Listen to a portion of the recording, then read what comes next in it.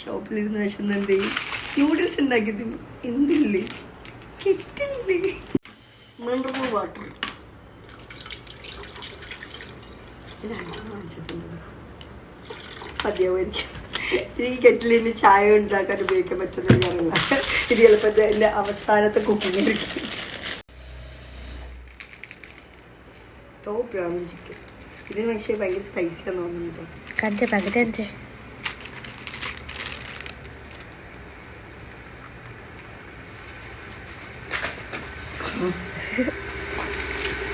കുറച്ച് പൊടിച്ചിട്ടല്ലോ. 2 minutes Maggi.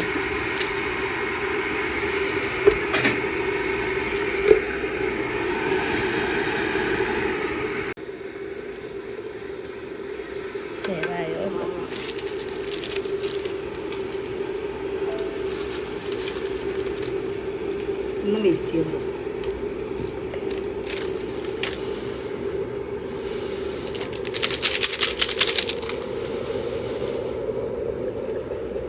ഇത് success ആവുകയാണെന്നുണ്ടല്ലോ നമുക്കിതിലൊരു biryani ഉണ്ടാക്കാം.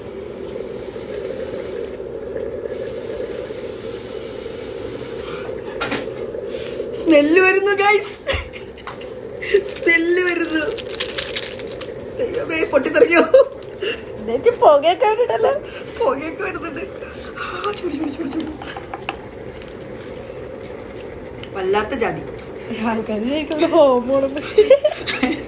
കൂട്ടിയിട്ട് കത്തിക്കോ? അത് അതിന്റെ സ്മെല്ലുണ്ട്.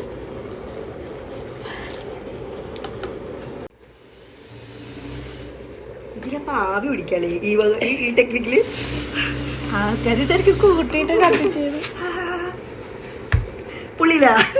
ജസ്റ്റ് കണ്ടോ, ഇത് നമ്മളുടെ നൂല് കട്ട് ചെയ്യാനുള്ള കത്തി. പക്ഷെ ഇത് നമുക്ക് ഇതും കട്ട് ചെയ്യാൻ പറ്റും, മനസ്സിലായില്ലേ? കൊല്ലുവേ.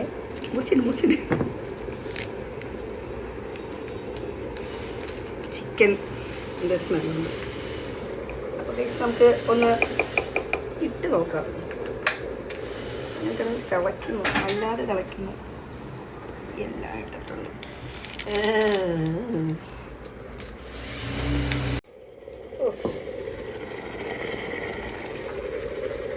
കശിക്കുന്നു ഗൈസ്.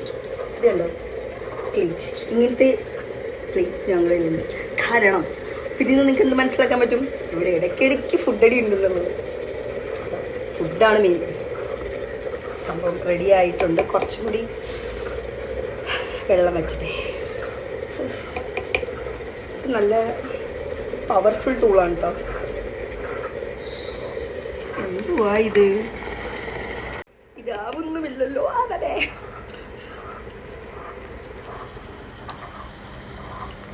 കണ്ടോ ഗൈസ്?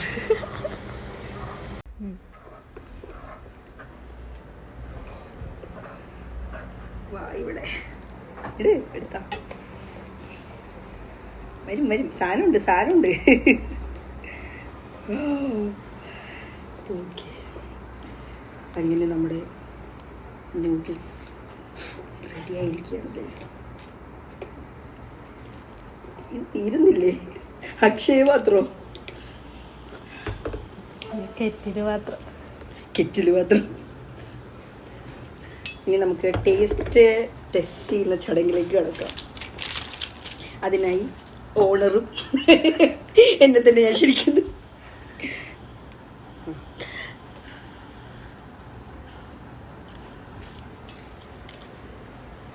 കുഴപ്പമില്ല, വിശക്കുമ്പോൾ തിന്നാം, അത്ര മാത്രം. വേറെ പ്രത്യേകിച്ചൊന്നുമില്ല. ഒരു നൂഡിൽസിന് എന്താ വികാരം ഉണ്ടാവണേ? അതന്നെ. നല്ല ചൂട്. ഇന്നത്തെ പരിപാടി തീർന്നിരിക്കുന്നു.